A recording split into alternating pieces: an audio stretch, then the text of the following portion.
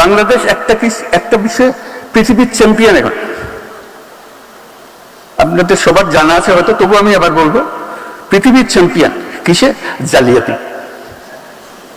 সব জিনিস জাল। বহু দেশ আমাদের পাসপোর্ট গ্রহণ করে না, ভিসা জাল, পাসপোর্ট জাল। আপনারা নিশ্চয় পত্রিকায় দেখেছেন আমেরিকান ভিসা জাল। এটা একটা জালিয়াতের কারখানা বানাইছে আমরা। আমাদের বুদ্ধি আছে, নাহলে জালিয়াতি করতে পারতাম না, কিন্তু খারাপ কাজে লাগাচ্ছে। যে জালিয়াতি করতে জানে তার কাছে অনেক ক্রিয়েটিভিটি। কি হবে আমাদের? এই প্রযুক্তির কথা বলছি যে এই প্রযুক্তি সে জালিয়াতির কাজে লাগাবে। যদি না আমরা আগের থেকে আমাদের নিজেদের সংশোধন করি, এই গোড়াগুলো কেটে দিই। হাজারে হাজারে মানুষ, নানা ভুয়া, সবকিছু ভুয়া, পারমিশন ভুয়া, ব্যাংক সার্টিফিকেট ভুয়া, এবং আমরা ইস্যু করছি সেগুলো, এবং জেনুইনলি ইস্যু করছি। যেখান থেকে যাওয়ার কথা সেখান থেকে ইস্যু করছি পয়সা।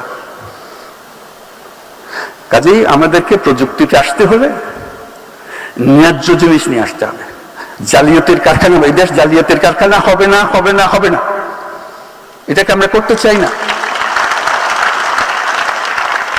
আমরা নিজ গুণে দেশে সারা দুনিয়াতে মাথা উঁচু করে চলতে চাই, এবং সেই সামর্থ্য আমাদের আছে।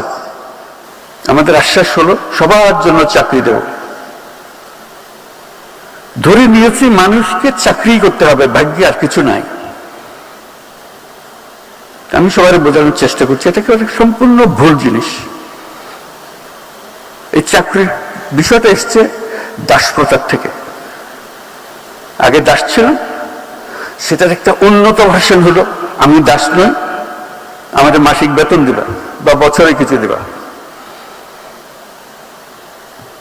কিন্তু তার হুকুমে চলতে হবে। আমাদের ওইখান থেকেই আমাদের ভুল পথে যাওয়া শুরু হলো। মানুষের জন্ম হয়েছে একজন সৃজনশীল জীব হিসেবে। সৃজনশীলতাই হলো আমার মূল মন্ত্র, যেটা আজকের প্রযুক্তি আমার প্রকাশ করার সুযোগ দিচ্ছে। আমার আবার এই প্রযুক্তিকে এনে আবার দাসপ্রথাতে ঢুকিয়ে দিচ্ছে, যে তোমাকে চাকরি করতে হবে, কোম্পানিতে চাকরি করতে হবে। প্রযুক্তি যেখানে আমার মুক্তি দিচ্ছে, আমি আমার কনসেপ্ট দিয়ে তারা আবার উল্টা ফেরত পাঠাচ্ছি। আমার তো সুযোগ আসলো, বিরাট সুযোগ আসলো। যে কোনো মুহূর্তে আমি এখন আমার নিজস্ব কর্মকাণ্ড সৃষ্টি করতে পারি, আমি উদ্যোক্তা হতে পারি। সেটা তো আমরা নিয়ে যেতে পারছি না। কাজে আজকে যদি মন্ত্রণালয়ের কোনো সার্থকতা থাকে, সেই সার্থকতা হলো দেশের মানুষকে, ইয়াং জেনারেশনকে চ্যালেঞ্জ দেওয়া, কে কে উদ্যোক্তা হতে চাও, আমরা তোমাদের পেছনে আছি, সেটা করে।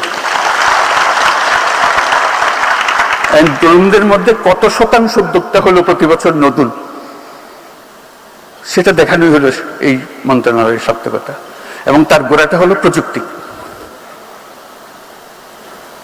আমরা খালি সরকারের কাছ থেকে এটা দিতে হবে, ওটা দিতে হবে, বিশেষ করে টাকা দিতে হবে, জমি দিতে হবে, হবে তো অবশ্যই লাগবে। কিন্তু যেই সরকার এটা দিতে শুরু করে, ভুল লোকগুলো সামনে এসে দাঁড়ায়, ওরা সেটা তারা নিয়ে যায়, আসল লোকের পায় না। আমার সুনির্বন্ধ অনুরোধ, সরকার থেকে কিছু চাই না, আসল লোক পাবে না কোনো। বুয়া লোকের কাছে যাবে, বুয়া লোক আরো চাইবে, আপনার নাম দিয়ে আরো চাইবে, এবং সে আরো পাবে, যেহেতু তার শক্তি বেড়েছে এখন। সরকারকে বারে বারে মিনতি করে বলবেন আমাকে কিছু দিয়েন না, শুধু আমার নীতিটা ঠিক করে দেন, এই কাজটা করে দেন, বাকিটা আমরা সামাল দেব। তাহলে আমাদের বাঁচোয়া, তাহলে আমাদের বাঁচোয়া নয়। যেই সরকারের কাছ থেকে কিছু চাইতে আসে, তাকে সন্দেহের চোখে দেখবেন, তাহলে জিনিসটা টের পাবেন।